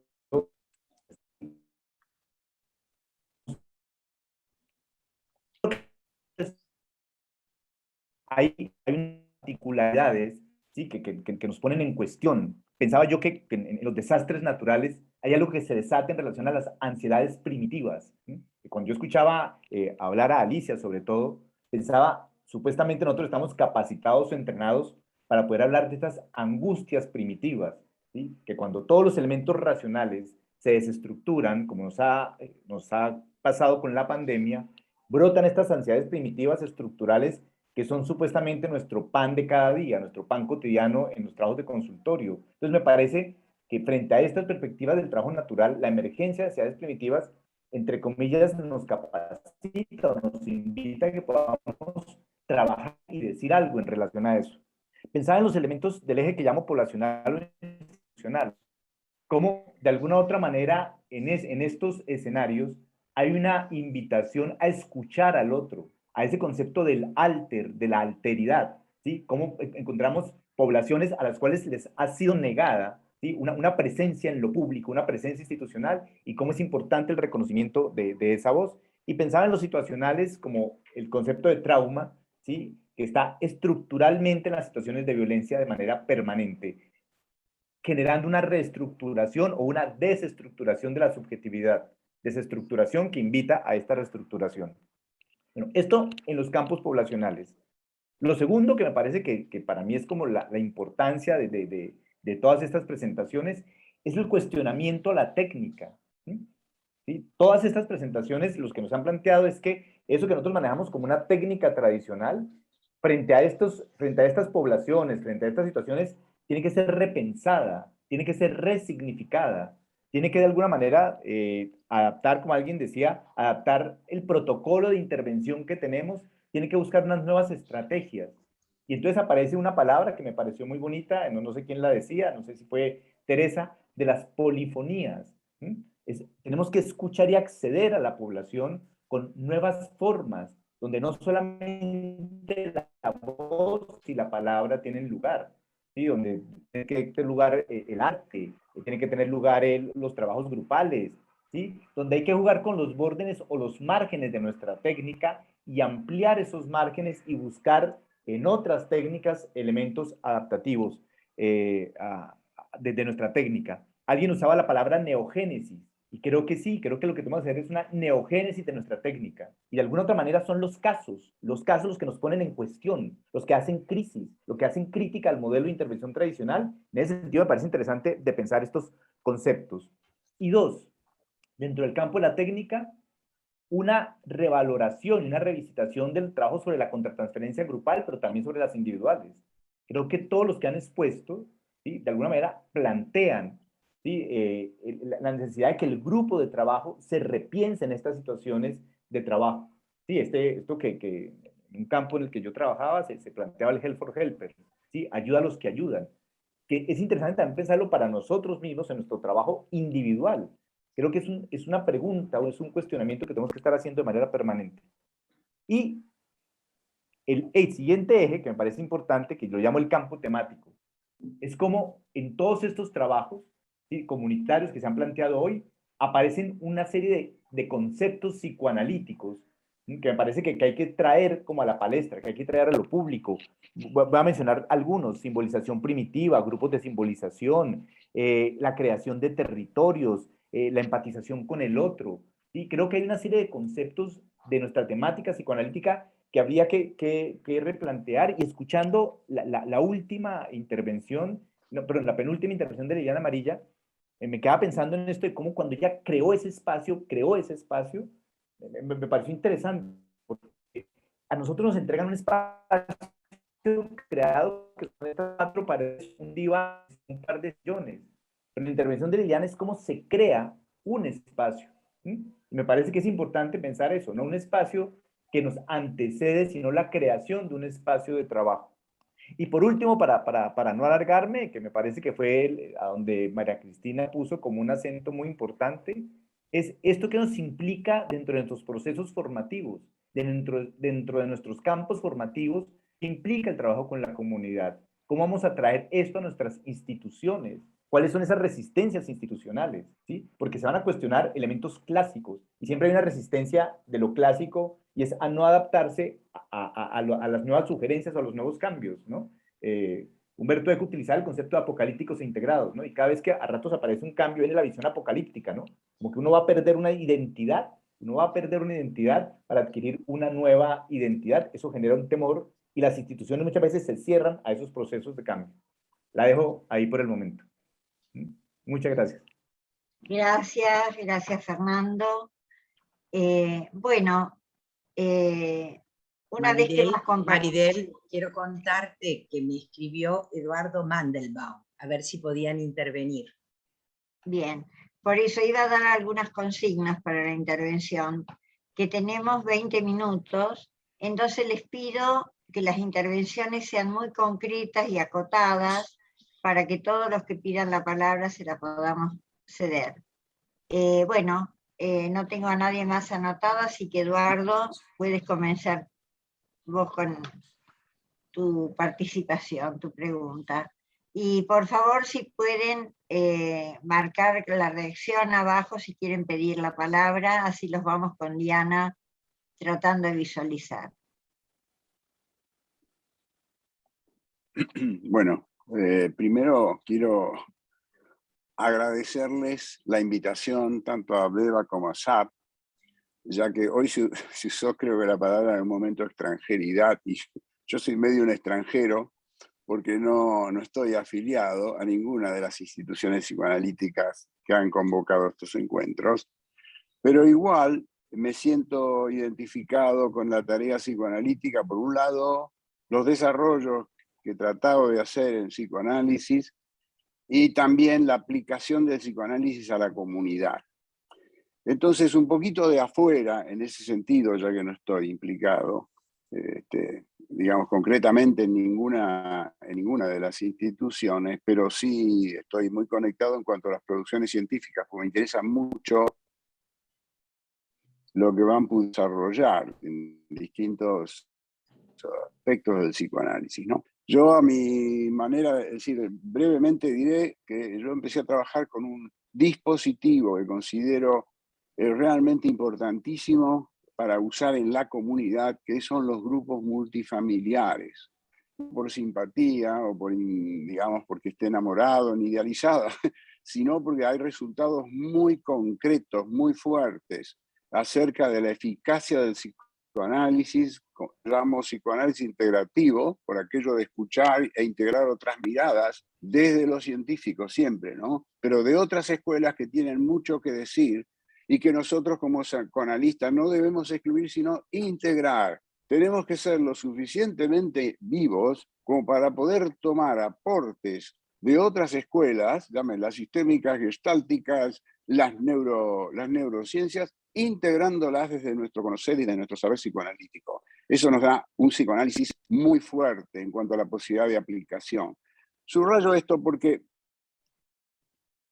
primero una consideración, estoy mirando los minutos también, ¿saben? Pero parame cuando te parezca, porque esto es tan largo que uno no puede sintetizar una vida con esto, ¿no es cierto? Pero un aspecto importantísimo es que tomemos conciencia como psicoanalistas que el desborde de desintegración social, afectiva, emocional que está tomando, ya no en términos de sociedad, que sería un aspecto, sino en términos de especie, la especie humana, ¿no es cierto? Que vamos viendo deterioros enormes en la formación y en el crecimiento de las personas, que se ven en patologías muy fuertes, como son las narcotraficantes, que es una patología, no solo el adicto, el narcotraficante, la venta de armas, las guerras. Es decir, si como psicoanalistas nos vamos a tratar de agarrar el toro por las astas, bueno, planteemos misiones donde nos propongamos trabajar. Una de las cosas que quiero decir, por eso que cuando Green habla del bien y el mal, yo tengo asociado esto a una, digamos, como somos Brasil, Argentina, países futboleros, ¿no? Digo, en el mundo se está jugando un partido de fútbol entre el equipo de Eros y el equipo de Tánatos. Si Eros no nos ponemos de acuerdo, no nos integramos, no nos reunificamos, nos gana Tánatos, porque tienen la maldita capacidad de organizarse mucho mejor que nosotros. Entonces, este es un aspecto que para mí es fundamental. ¿Por qué? Ahora paso al trabajo comunitario. Eduardo, es un lugar antipático pero tenemos otros pedidos. Lógico. Bueno, dame un minuto. Simplemente Sí. para deslindar el trabajo en la comunidad. Hace 17 años que trabajamos con un equipo en la comunidad, en este caso San Isidro, aunque ahora, gracias a la pandemia, tenemos gente de Italia, de España, pacientes que se integran. Pero además trabajamos en la comunidad abierta y en la comunidad cerrada de las villas miserias, las favelas, donde resultados muy cortitos hemos logrado, sin buscarlo, que los fines de año, que eran momentos en que todos se emborrachaban y se atacaban con armas, cesara la violencia de los fines de año, que nos sorprendió a nosotros mucho más que a los pobladores de las villas. O sea que eso nos golpeó, como dicen, porque nos está probando la eficacia del trabajo enfocado psicoanalíticamente. Nada más. Bien. Claudia. Estás muteada, Claudia. No, simplemente a lo que ya puse quería agregar, destacar dentro de los recursos nuevos que se usan o que se han usado, lo que presentó Liliana Amarilla y también Teresa con respecto a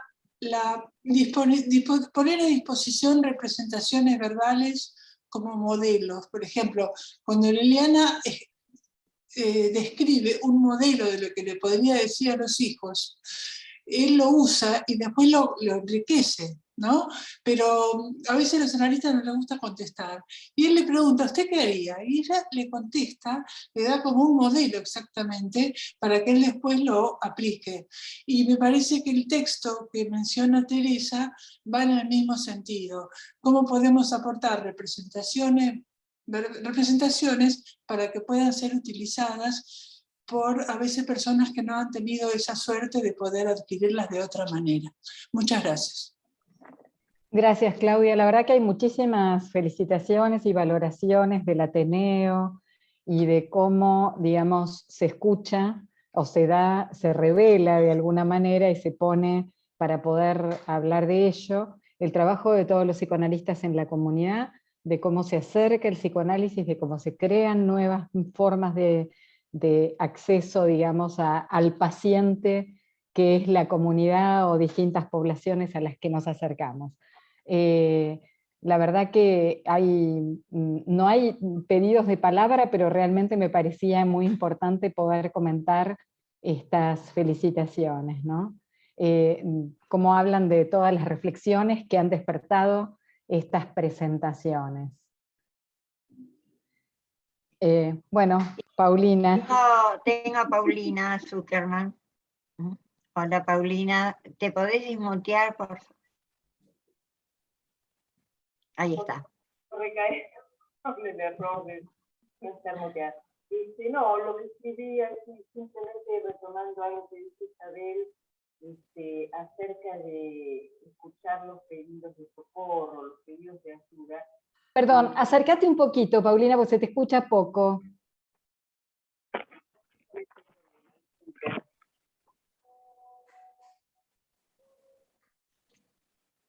No, no se te escucha ahí, Paulina. A ver. ¿Ahora? Sí. Ahora sí, sí. Perdonen, tenía el parlante porque tuve que ir dando vueltas por la casa y mientras los escuchaba me llevaba el parlante. No, lo que quería retomar de Isabel acerca de escuchar los pedidos de ayuda, a mí me parece que hay algo que es todavía más meritorio y es salir a buscarlos. Nuestro consultorio es absolutamente confortable, preservado hasta de los virus ahora con las pantallas, y salir de ese confort realmente a mi criterio es admirable. Crear otros territorios, llevando como recurso la escucha psicoanalítica y los modos de intervención psicoanalítica, que a mí me parece que son ampliaciones del psicoanálisis, no aplicaciones, sino ampliaciones. Creo que, bueno, me parece lo más admirable, ¿no? Es crear donde hay un desierto. Gracias. No sé si hay otro pedido. Yo quería hacer un comentario con respecto a lo que dijo Claudia. En realidad, en la experiencia dentro del área de terapia intensiva, también hubo que inventar nuevos prácticas. Por ejemplo, los kinesiólogos nunca habían entubado pacientes ni ventilado pacientes, y en pandemia se los tuvo que convocar y entrenar rápidamente para que lo hicieran. Y recuerdo trabajar con los kinesiólogos que me decían, ¿cómo podemos inventar nuevas armas si no nos prepararon en la facultad ni en ningún otro lugar? Entonces yo le contestaba también de que a nosotros tampoco nos prepararon para entrar a terapia intensiva, y que realmente ni ponernos los equipos de protección ni demás, y que también es un debut para los psicoanalistas animarnos a estar en el hospital, a estar en contacto y a poder acercarnos. Cuando tratamos de crear un clima horizontal, se abre muchísimo la posibilidad de trabajo. Es así más o menos el sesgo que han tenido todas las presentaciones. Bueno, a Elsa le quiero dar la palabra. Estás muteada, Elsa. Sí, ya salgo, ahí estoy. Simplemente, bueno, es agradecer realmente a todos las ponencias, y quiero resaltar dos que sí, como dijo Claudia, que usó la palabra, me emocionaron. Una es la de terapia intensiva, realmente la descripción de lo que vos describiste, Maribel, es realmente emociona sensible, uno está al borde un poco del llanto casi, ¿no? En ese sentido. Y la otra es la de la cárcel, ¿no? Me pareció también que tantos años hace, ¿no? Que se viene ocupando Liliana de las personas que están privadas de su libertad, de trabajar con ellos, lo de las escuelas, pero no me quiero extender mucho, pero básicamente quería resaltar aquellas que me habían realmente emocionado, agradecerles mucho a todos los que trabajan haciendo este trabajo, y la presentación del Ateneo tan vívido como nos transmitieron lo que están haciendo. Un beso grande y realmente los felicito. Martín, gracias, Elsa. Martín Barrutia, estás muteado, Martín, desmuteate. ¿Se escucha ahora? Sí, se escucha, sí. ¿Se escucha? Sí. Sí, se escucha. Bueno, mire, simplemente las quiero felicitar. Es enorme lo que ustedes están haciendo, el camino que eligieron, y que sin ninguna duda no será el camino, porque yo soy contrario a el camino, pero sí un camino inevitable si el psicoanálisis quiere de alguna manera enriquecerse y seguir aprendiendo a comprender no la escucha psicoanalítica solamente, la humana, y poder generar nuevos campos en la escucha humana. Incluso esto que señalaba recién Mandenbaum, creo que hace mucho que anda en esto, que tiene que ver con la violencia actual que hay en el mundo y la puja. Es gracioso, porque nosotros también tenemos que tener pulsión de muerte para poder enfrentar a la pulsión de muerte, pero la tenemos que enfrentar desde la vida. Tenemos que hacer una buena mezcla, como diría Freud. Pero me pareció interesantísimo, y me parece que el desafío sería ir haciendo campos de encuentro, de acercamiento, de escucha, de diálogo entre las grietas. Porque si no, me da la impresión que la humanidad va compleja. La felicito, lo mismo Maribel.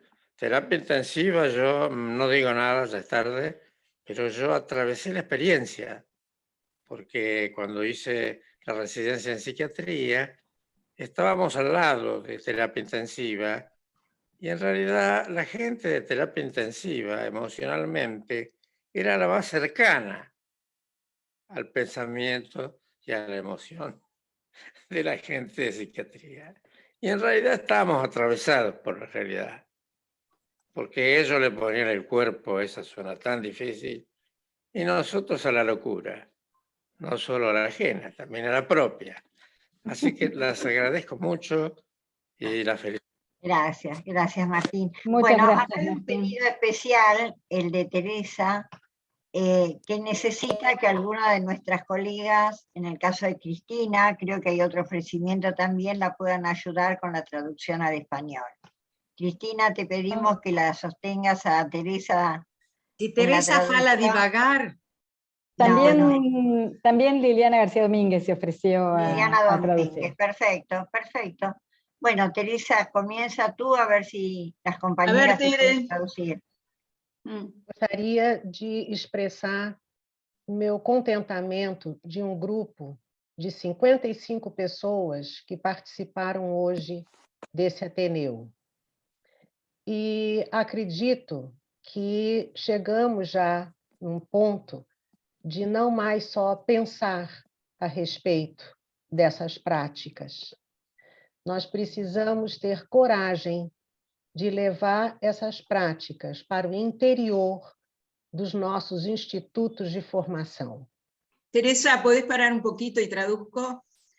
Teresa quería celebrar este encuentro en el que hay 55 personas, y el punto central que termina de decir es que a lo mejor es hora de dejar de solamente o fundamentalmente pensar para pasar y llevar nuestras prácticas a territorios del interior y de nuestras ciudades y de nuestras comunidades. ¿Es así, Tere? Y de nuestros institutos, dijo. De nuestras sociedades y de los institutos de formación psicoanalítica. Subrayado de los institutos, agregó, de formación. Não só como uma disciplina periférica, eletiva, mas como alguns pensamentos expostos hoje, né, me fizeram mais claro que essas práticas não são para enriquecer teoricamente só, mas é para enriquecer a identidade profissional dos nossos alunos. Exacto, entendieron, ¿no? Me parece que estuvo súper clara. No, muy clara, sí, sí. Seguí, Teresa.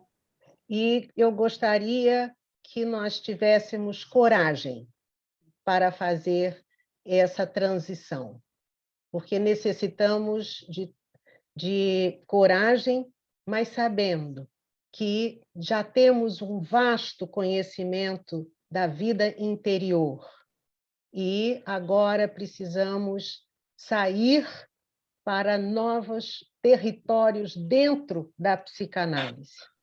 Exacto. Dice Teresa, tener el coraje para poder salir a nuevos territorios. Tenemos suficiente elemento y base del conocimiento interno, ¿no? De nuestra interioridad. Salir el coraje, y comparto totalmente por las resistencias que frecuentemente encontramos los que estamos en estos, de todo este grupo, ¿no?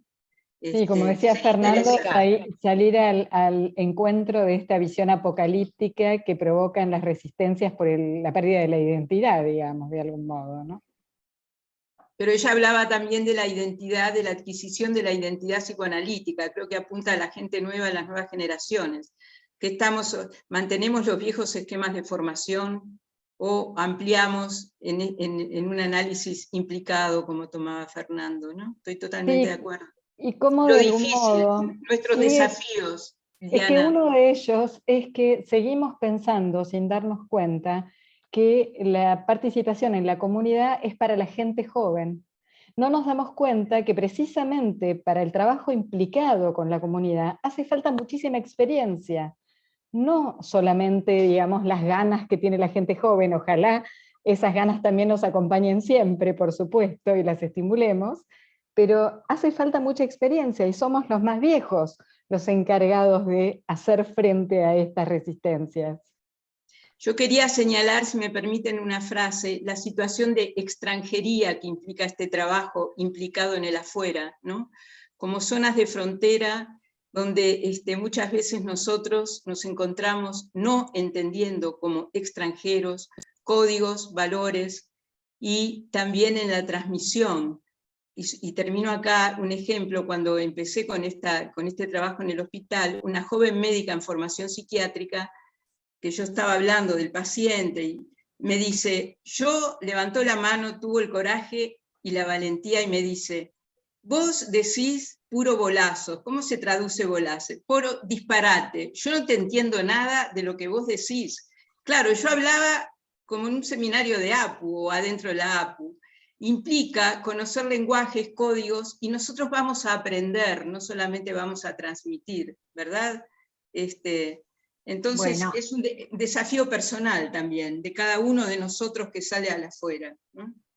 Creo que Diana estará de acuerdo que le demos la palabra a la coordinadora del grupo, Isabel, no solo para que no nos rete para siempre, sino porque creo que puede rescatar algunas palabras de convocatoria que siempre para nosotros están antes que nada. Y para que conserve las ganas de seguir adelante, con esa locomotora que tiene incorporada, Isabel. La locomotiva. Bueno. Agradezco los elogios, pero no sé si soy merecedora de tanto. Yo quería solo agregar que nosotros los psicoanalistas somos también hacedores de cultura. No nos olvidemos de eso. Trabajando afuera y adentro de las instituciones, en ambos frentes, pero sobre todo afuera, podemos ayudar a construir cultura. La cultura del respeto a los derechos humanos no es poca cosa. Trabajar por una cultura de, ¿cómo decir?, conociendo las interacciones violentadoras que generan malestares profundos y traumas, poder trabajar en prevención. Eso de formar parte de la cultura y de hacer cultura es lo que nos llevó con Italia. Ahora presentamos un trabajo en una universidad que fue aceptado, donde no hay ningún psicoanalista. Es sobre patrimonio inmaterial. Había historiadores, geógrafos, etcétera, y somos las primeras psicoanalistas en ser aceptadas. Preparamos un trabajo justamente sobre la emocionalidad como un patrimonio intangible, y fue aceptado. Entonces me parece que es la hora de que entremos en estos territorios, también ahí donde somos poco conocidos o se nos respeta, pero no se sabe mucho qué hacemos en la cultura. Bueno, muchas gracias y propongo para siguientes encuentros recordar que hablamos 2 idiomas en FEPAL, portugués y castellano. Que los que hablemos en castellano presentemos el trabajo en portugués para que nos familiaricemos cada vez más y bueno, nos entendamos. Yo ya he aprendido bastante. Estoy en los cursos de FEPAL, me encanta. Vayan a los cursos de FEPAL que son muy buenos. Muy buenos. Estoy de acuerdo con Claudia, ¿verdad? Que estamos en el mismo grupo de alumnas. Totalmente. Y agradecer que estuvieron Teresa, he visto también a Lian, he visto a Sonia en algún momento. Así es. No sé quién más de Brasil, pero alguien más vino. Novo candidato dessa turma nova. Ah, sí, me lo ha dicho Lian por WhatsApp. Larissa. Sí, sí, Bienvenida. Qué belleza, Teresa, qué belleza. Bueno, y agradecerle especialmente a Fernando, que siempre lo convocamos y nos baja una línea para seguir pensando más concretamente las nuevas tareas. Bueno, agradecerles a todos. Diana, si querés cerrar vos, estamos en la hora. Sí, ya estamos en la hora, y la verdad que, digamos, por lo menos creo que hablo por mí, pero también por todos los que decidimos hacer este Ateneo. Realmente ha sido un placer el intercambio, un placer compartir con tanta gente tan interesada y tan implicada, precisamente, creo, ¿no?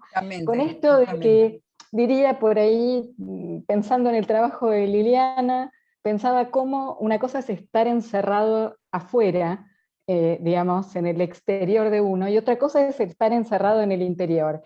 Y cómo una de las tareas que tenemos los psicoanalistas tienen que ver con esto, con lograr salir del encierro interior, ¿no? En todos los aspectos, en todas las vulnerabilidades posibles, y poder realmente enriquecernos. Y me parece que eso también es hacer cultura, como decía Isabel, ¿no? La cultura de que existen otras maneras de sentir, de pensar y de hacer caso y hacer un lugar a lo que se siente y a lo que se piensa. La verdad que muchas gracias por la presencia de todos, por la participación, muchas gracias Maribel por la convocatoria de SAP y de todas las sociedades, realmente muchas gracias, un placer.